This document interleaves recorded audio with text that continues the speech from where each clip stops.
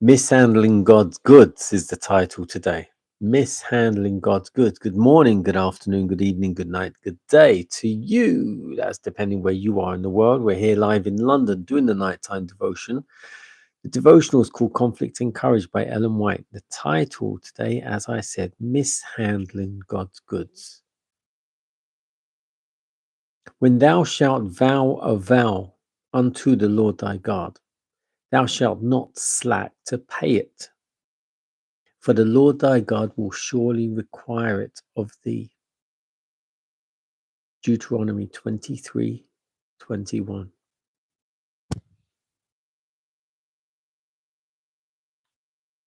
The brief but terrible history of Ananias and Sapphira is traced by the pen of inspiration for the benefit of all who profess to be the followers of the Christ. This important lesson was not rested with sufficient weight. Has not rested with sufficient weight upon the minds of our people. This one marked evidence of God's retributive justice is fearful and should lead all to fear and tremble to repeat sins which brought such a punishment.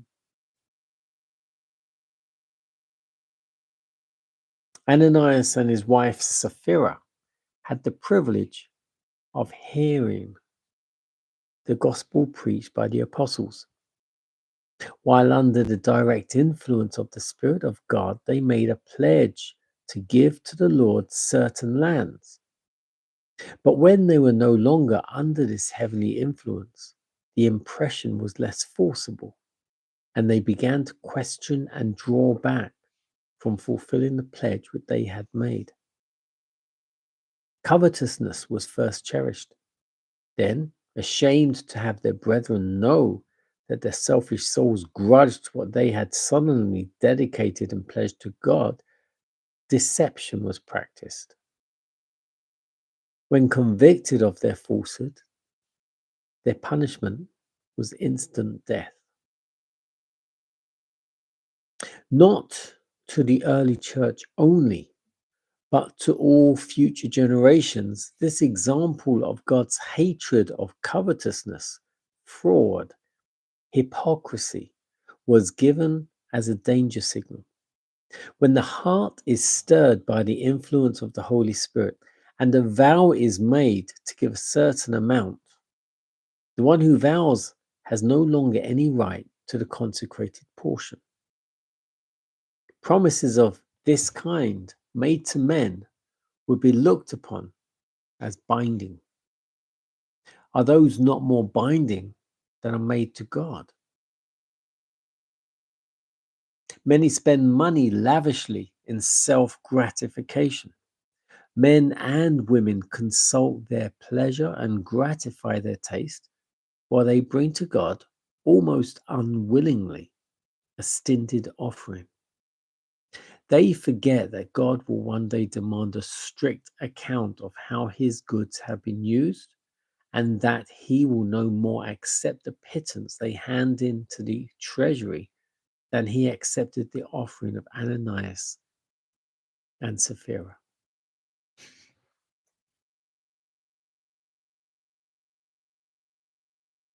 So it's titled Mishandling God's Goods, which is everything is God's.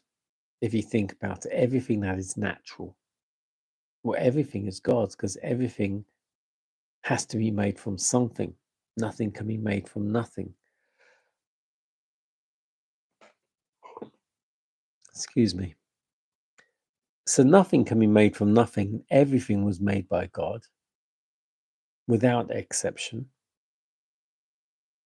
Because even plastic, which is not natural, had to be made from something.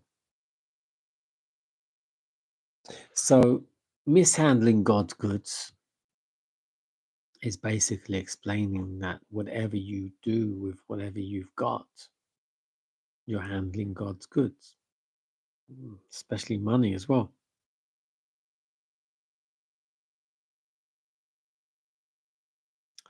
Ananias and Sapphira, has been said, had pledged land when they heard the disciples preaching. They were so moved that they pledged land for the work of God. But as we're told here, after a while, when the preaching had stopped, they started to rethink about what they had promised and pledged. They started to remember, well, that land's actually worth a lot of money, or something such like. And then they started to draw away from what they had promised and probably try and give a bit less. And it happened that I think firstly the husband, when he didn't fulfill the pledge, he fell down dead. And then the wife, when they came to her and asked her about the pledge and she didn't give, or she didn't agree to give what they had pledged, she fell down dead too. And as it says here,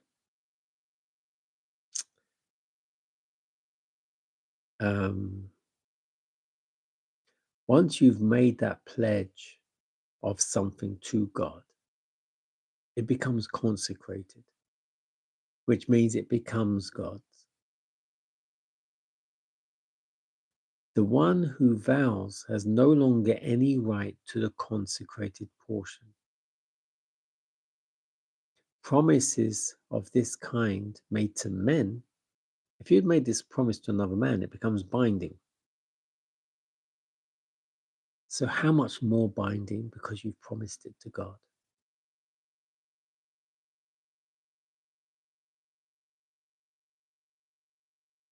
You have to be very careful what you do promise to give to God, to offer, to bring to the table, to bring to his altar.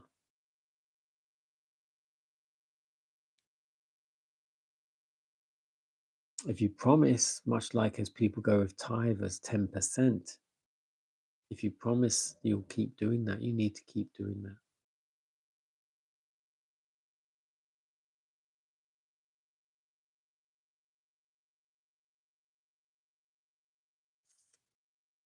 Everything is God's. You cannot have anything in your hand or do anything, go anywhere without going or doing or having with what God has made for you.